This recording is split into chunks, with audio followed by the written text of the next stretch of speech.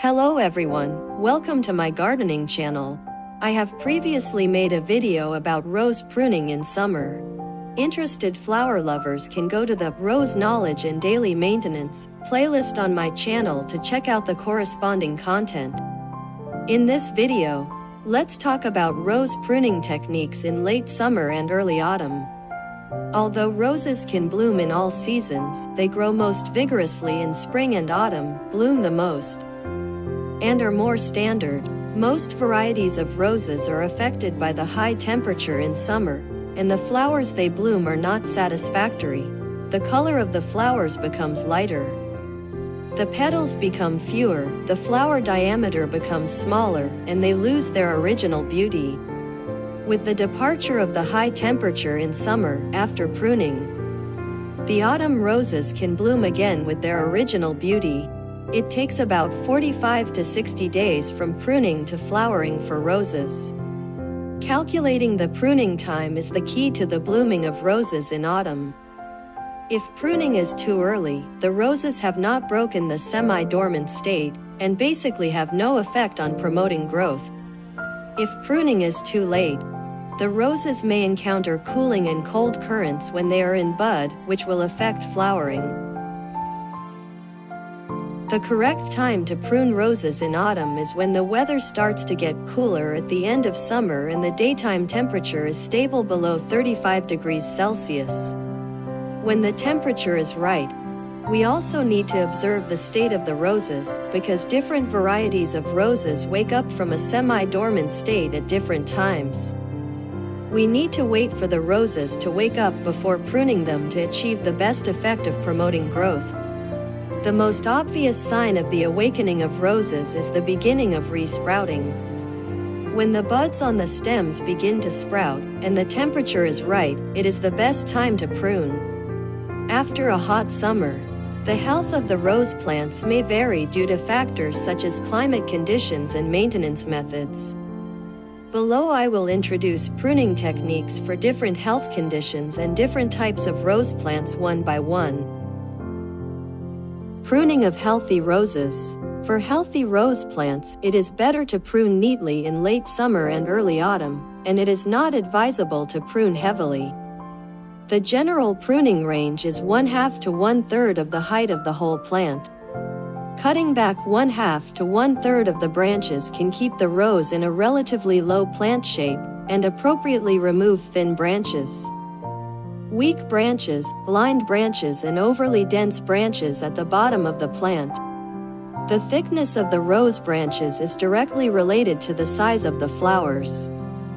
If the rose branches are too thin, they will not bloom due to insufficient nutrition. Therefore, it is critical to keep the appropriate flowering branches. After pruning, we also need to fertilize. Because in autumn, the rose enters a rapid growth period again, and it needs to consume a lot of nutrients, so it is necessary to apply fertilizer in time after pruning.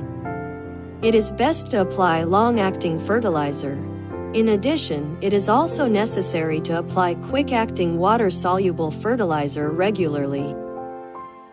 Pruning of bare stem roses. Roses are most likely to suffer from black spot in summer, and then all leaves will fall off.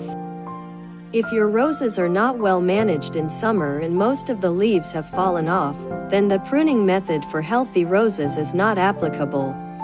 For roses with almost all leaves falling off, you can only prune lightly when pruning, and prune the top a little bit to promote the growth of new branches.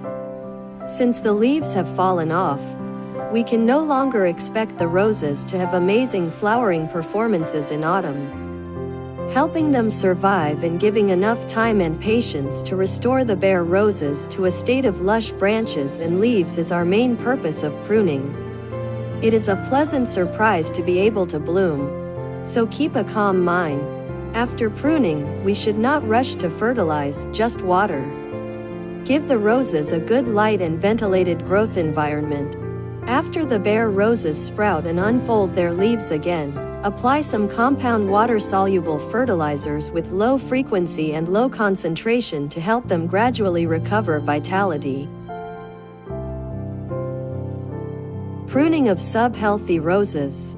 If most of the leaves of roses fall off due to black spot infection, drought, heat stroke, etc., and only a small number of leaves remain at the top of the branches.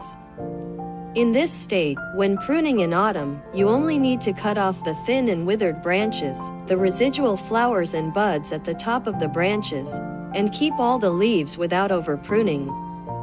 If there are no leaves on some branches, we can find the first sprouting leaf bud along the top of the branch, and cut off the branches above the leaf bud to promote the germination of more buds.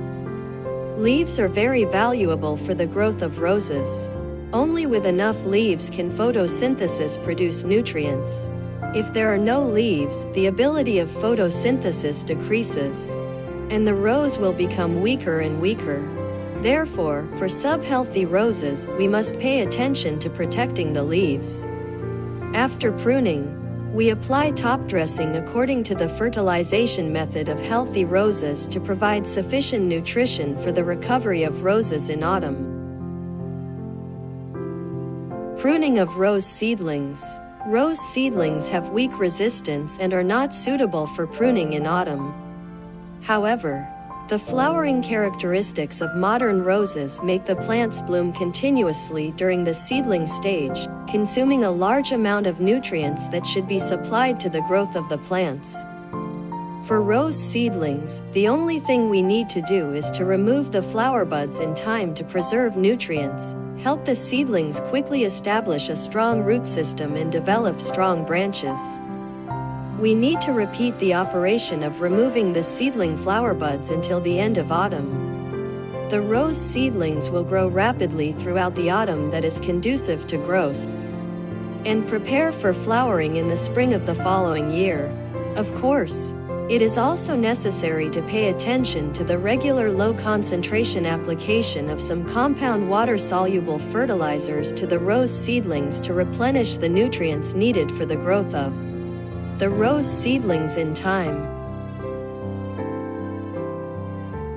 Pruning of climbing roses. Because climbing roses do not bloom much or not at all in autumn, there is no need to prune or pull them in autumn. If you really want to prune them, you can prune the remaining flowers, or at most just lightly cut the branches of the old branches. It is particularly important to note that the stunning flowering effect of climbing roses in spring depends on the strong new shoots that grow in autumn. We need to ensure that these new shoots grow as long as possible, so never top or pull the new strong shoots to destroy the normal growth of the shoots. Of course, if the growth space is limited and the branches of climbing roses have exceeded the growth range, they can be topped. If there is enough space for growth, it is smarter to let them grow freely. Because climbing roses bloom a lot and require a lot of fertilizer, they should be fertilized regularly during the autumn growing season. Pay attention to the rational use of nitrogen, phosphorus and potassium, and do not arbitrarily apply fertilizers. At the end of autumn, fertilization should be controlled to prevent the autumn shoots from being too prosperous and frost. Well, this video ends here. Welcome to subscribe, like, comment and forward. See you next time.